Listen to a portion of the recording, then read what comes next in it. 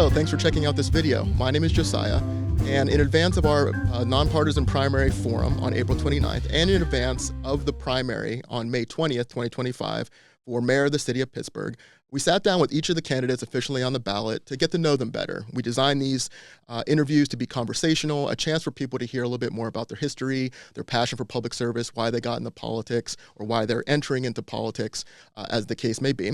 And we just wanted to let you know that in some of these conversations, we touch on some intense topics, things that have happened in the city, maybe it's violence or other topics that we just wanted you to be aware of going in.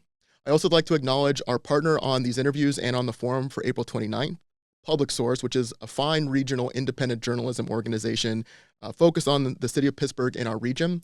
They helped develop some questions based on their coverage of the high-level topics and themes of the race. And while I didn't pose every question that they developed to the candidates, just letting the conversations go as they will, wanted to acknowledge that and thank them for their partnership on this series and on the forum on April 29th. So without further ado, hope you enjoy. And if there's time, I hope you join us on Tuesday, April 29th, 2025 at Point Park University, where all of the candidates will be there to talk about these themes, their candidacy, and this moment in Pittsburgh. Thanks. Today we have Thomas West in the studio with us. Thanks for being here, Thomas. Hey, thanks a lot. Thanks for inviting me. Absolutely. So let's start from the top. Tell us your Pittsburgh origin story and your Pittsburgh history. Yeah. So I'm actually from a county south of here called Greene County. Mm-hmm. Some people know it, some people don't. I was born in Waynesburg, which is a small little town. My family, they were blue collar workers. A lot of them are coal miners. I actually had a great grandfather who died in a mine explosion down there in the 1920s. So that's pretty much my family. Greene and Fayette counties is pretty much where I'm from. My family's been in this area for a very long time, down in that, Greene and Fayette counties. So, so started off there, and then growing up, I fell in love with weather. So I had a dream about becoming a meteorologist, went off to college in Vermont, went through physics 3 and calculus 3. And at some point I was like, you know what? I think I'm going to change. So I was getting a minor in communications. I switched it, and it was a good thing I did because I fell into producing.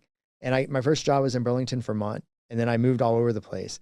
And I found out that I was actually good at it. And I don't say this often, but I'm an award-winning producer for TV, which is kind of cool. It is cool. Yeah. And so, but yeah, my whole family, they're from this area. I mean, one of my first job was at Eaton Park down in Uniontown. Yeah. And I was a busboy at the age of 15. I just wanted to get out there and make some money. Just kind of start making my own way. I've always been that way.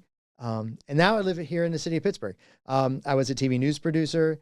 I'm an entrepreneur now. I started my own business, started off in East Liberty. Now I'm in Lawrenceville. And I lived downtown for a bit, moved to Lawrenceville, and now my partner and I live in Highland Park. Very cool. So tell us about being an entrepreneur, and what that journey has been like for you. Well, ever since I was a kid, my mom always told me that I had the entrepreneurial spirit. She saw it in me. Like I would have a toy register, and I would, play with it and sell things in the house. But she always said that.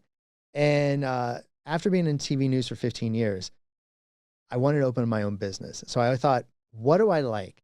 I love main streets. I'm a huge main street person. When I go to a city, I go to main streets. I mean, it helps the fabric of your city. When people come in, it's a taste of your city. You're playing a role in that. So that was one thing I wanted. Secondly, I was like, so what is one of my complaints that I have just as an everyday guy living in the city? And that was, there wasn't really a good place to shop for clothes. I know it's a little thing, but it's actually another big thing. And I thought, well, why don't I go ahead and do that? Why don't I go ahead and create a business? The only retail experience I ever had was during my first TV job. I'd have 2 jobs. So I worked 2 jobs, and that job was at Abercrombie way back in the day. That's the only experience I had. That was a short 3 months. And so I was like, let me just start it. I jumped in with 2 feet, and I just went for it. I had a little bit of money on a credit card, some space. I cold called. I went for it. I didn't know much about retail. Didn't know anything about owning a business, but you learn fast. I think that's one thing I take away from TV news is you have to learn fast and always on the go. And so I just jumped in, and that's what I do. I'm not afraid of a challenge. So I did it. And here I am 11 years later, a successful business now down in Lawrenceville. I own my building, and it's 2 floors of clothing. Wow. Very cool. Thanks. So entrepreneur life, and now public service. Yeah. Tell us about what inspired you to get into the race and what the experience has been like for you. So there are a couple of things, reasons I got in the race. Sure. One of the things is as a small business owner in the city of Pittsburgh, a lot of times, and a lot of small business owners that I know, we feel neglected by the city. We feel almost taken for granted by the city. We're never consulted when decisions are made. So that was one of the issues. But it's so funny having my business and talking to customers from across the political spectrum, because everyone comes to your store, and you strike up conversations. Because I like people, I like to hear people's stories. You always hear the same complaints continuously, issues that seem to have been plaguing our city for not just 4 years, but we're talking decades. And nothing seems to be done about it. And I thought to myself, I'm like, you know what? I can either sit here and complain, I can take in these complaints, or I can actually jump in and do something. I never wanted to be a politician. I'm the only newcomer in this race, so this is my first time ever doing it. Sure. I never thought about actually doing it. And one day I was talking to my partner, Adam, and I said, hey, so this is what I'm thinking. And that was about 1.5 years ago. And he is a huge support beam for me. He's there for me. We talk about things all the time. He's like, you know, I believe you can do this. I believe you can make a difference. Do it. I have your back. I'm like, that is great. I mean, that's one of the things, hands down, that you can ask for in a partner. So that's one thing. I just wanted to get things done because I'm tired of empty promises. The other thing is he and I live downtown, and this was the public safety aspect of it. We were walking to our car because we couldn't park in our garage for whatever reason. And I can't remember, the constructioners doing something. We were walking, it was about 8 o'clock at night, walking down the street. And this guy we didn't know started walking our direction. He's like, where are you going? And I was just like, well, we're just going to our car. He's like, you need to take me to your car right now. And we're sitting there like, we don't know what's happening. I mean, this is crazy. I've never had anything like this happen before. Next thing I know, we're both pushed up against the wall. This guy's inches from our face. We don't know if he has a gun or a knife. And he's demanding that we take him to our car. And that's a very scary thing to have happen, especially you're not in the mind frame of it. It just comes out of the blue. You're not prepared. You don't know what you're going to do until you get out of the situation. Luckily, I was able to talk him down a little bit, but there's nothing scarier than that. Mm. And so he left and we called police, but by the time police came, he was gone. But that's another reason why I'm running, because that was my eye-opening moment of public safety. And I know it gets much worse in areas of the city, but for me, that was my eye-opening moment. And from there, it's just grown. And I'm like, public safety is a top priority for me as well. Got you. So, public safety and taking care of small businesses. And transparency. Yes. Okay. Well, how would you kind of address or embody these themes as mayor? Yeah. So public safety has to be top priority. If you don't have public safety, you don't have a city. You don't have people who want to invest in your city. You don't have families who want to live in your city. You don't have businesses who actually want to open up in your city. You need public safety. And this is not just police, but it's firefighters and also EMS. We need to make those a top priority in our city. Right now, if you call police in the middle of the night from 2 to 7 a.m., we're so understaffed that you may or may not get somebody coming to your house to help you out. That's a scary thing. If you are waking up in the middle of the night, 3 a.m., for me, your dogs are barking, it's dark, someone's in your house, you don't know what's going on, you call police, and because they're understaffed, they may not be able to show up. That can't happen. That's an issue. When it comes to, EMS, we have to make sure our fleets work. I mean, there are times that they're out on calls and then they have to be rescued themselves because their ambulance or their vehicle breaks down.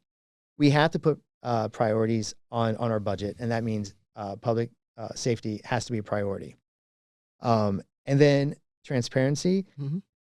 Too many times I feel that decisions are made behind closed doors and we don't know what's happening. And that can't happen. If you're going to hold, again, this is beyond political spectrum, across the political spectrum. If you want to hold your elected officials accountable, you have to have transparency. You have to know what decisions are being made behind closed doors. Otherwise, you can't hold people accountable. That happens way too many times. And then economics for me, I'm an entrepreneur. I love entrepreneurship. I think that is a future. I think that helps transform neighborhoods. That gets people engaged in neighborhoods. And it also builds off ambition in the city, which is also very exciting. I jumped in with 2 feet being an entrepreneur. I know there's not a lot of help out there for entrepreneurship, especially when it comes on a city. I was asked recently if I had a city liaison for small business, and I chuckled a little bit because I'm like, I don't think there's anything small business, anything in the city. I've been I've had my own business for 11 years, and I can't tell you, I've never met a city council person who've asked me how they can help me succeed. I've never met a mayor who asked me how, I can succeed, what I need from the city. And so I'm like, you know what? That's part of that platform is I want to have a liaison. There's no reason. We have to know why businesses are in the city, how to make them succeed, and how to make them expand. And that goes back to being part of transformations of neighborhoods who have been left behind. Okay. Yeah. Talk a little bit more about this idea of transforming neighborhoods. You obviously think entrepreneurialism, and I like this idea of like fostering ambition are big parts of that puzzle. Yeah. What else comes to mind there? So this is how it all began. So when I opened my store in East Liberty, right down the street from here, I had women come in. They were moms, several of them from like Homewood and Lincoln Leamington. They came in my store to ask me. They said, "Hey, listen, I'm making this jewelry. I want to take my business to the next level." Or, "How do I take my business to the next level?" And at that point, I was figuring out everything myself as well. I didn't know everything, but I told them what I needed to know, and I realized there's a lot of ambition out here. And then I had students from Obama Academy come into my store, and this one guy in particular, he's like, "I own a t-shirt business. I make these t-shirts. What advice can you give me to take my business to the next level?" He's like, "I'm doing this while I'm in high school, and I want to do this after high school." And so I, told him advice that, I could give him. But there's so much ambition out there. People like that who have ambition should play a role in transforming our neighborhoods. That creates pride in your neighborhood. That creates generational wealth in your neighborhood. And that lifts your neighborhood up to levels and bring economic vitality back. And that's something we're missing in many neighborhoods in the city. But it all began because of that. And I want to focus on it. I want to reach out to high schoolers and organizations who deal with high schoolers to let kids know that you can be an entrepreneur. It may not work out, you may fail, but then you just come back and you try something new. But right now, I feel like we're not even told. When I was in high school, I wasn't told about entrepreneurship for the most part. So I want kids to know you can be an entrepreneur. You can work for yourself. You can help transform your neighborhood. You can help supply jobs for people in your neighborhood. And if not, you can maybe go to trade school. You can learn a trade, learn what you need to do, help build up your neighborhood, and then start your own business that way. There are many options out there besides just going to college, which obviously college is great when it works out for you. But there are a lot of people who don't want to go to college, but they shouldn't be left out of the conversation. There's a lot of people who don't want to do tech eds and meds or have no interest in it, but they shouldn't be left out of the conversation. We need to have industries that supply jobs. I come from a blue collar background. A lot of my family members didn't go to college. I'm one of the first generations to go to college. My grandparents didn't finish grade school, but they all made something of themselves because there was opportunity out there. And I think that plays a huge role in transformation of neighborhoods. Yeah. So you mentioned that you're the only newcomer in this race, so you're certainly differentiated there. How will you go about preparing for the role? So I think, a lot of people rely on, I feel like a lot of people rely on their name when they come to, politics or their words. I feel like one thing that I will do as a mayor is you can judge me on my results. And I'm a big person when it comes to look at my results, look at what I've done. Words are one thing, actions are another. I feel that too many times we have empty promises. But here's the thing. I worked in TV news, right? I didn't go to school for producing. I jumped in it. I was good at it. I made it work. And here, my goal was to get to Pittsburgh. I love the city and in my TV career here. And that's what I did. And I won awards. I didn't know anything about opening up a business, but I jumped in with 2 feet, learned on the go, went with my gut, made cold calls, made it work. You need somebody who's not afraid of challenges, who doesn't just give empty promises. And then you can judge me on the results. And the other thing too is I like people. I like hearing ideas. I like having debates. I love talking to people. I feel that there have been tens and tens of thousands of people in the city who've been left out of the conversation.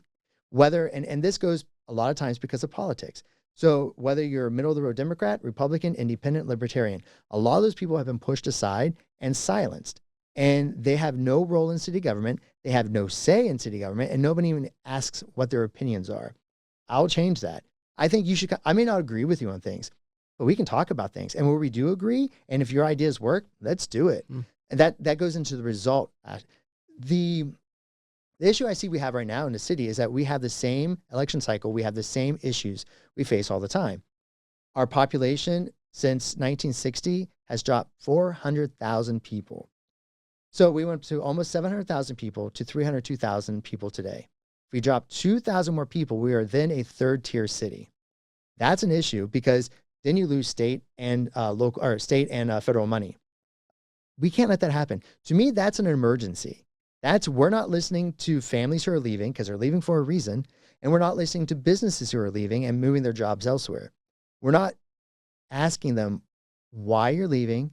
We're not asking them what we can do to bring you back, what we do to keep you, how we can make you succeed, how you can make the expansion. We're not asking any of that, and that's an issue. But I think it all comes down to results. Gotcha. So, is there something that comes to mind in terms of the first thing you would do, in office? January comes, you get inaugurated. Yeah. What do you think? One of the first things we have to do is we have to hire a police chief. That's top. So there are many different reasons why we have to. Right now we're on the 5th police chief in one administration. That's kind of ridiculous.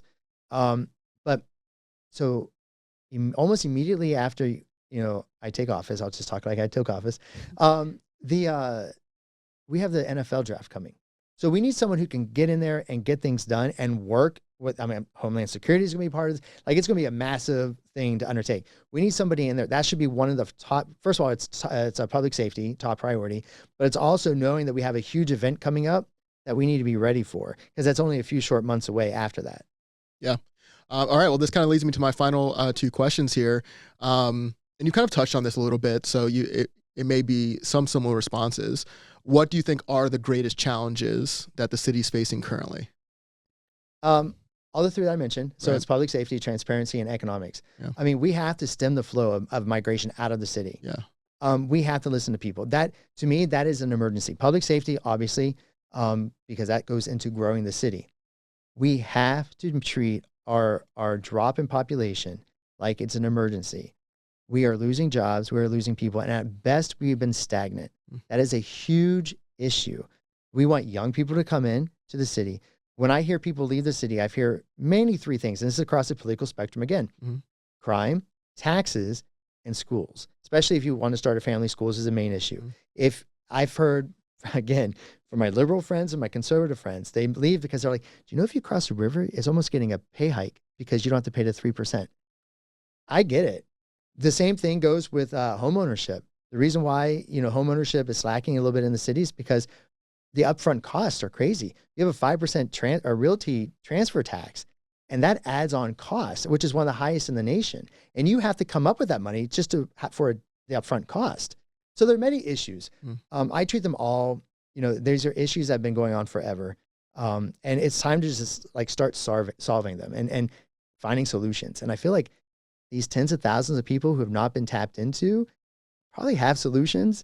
We're just, because we've capped ourselves, we're not finding them to use what their ideas are. Let's engage with more people on Definitely. those solutions. Across the political spectrum. Across the political spectrum.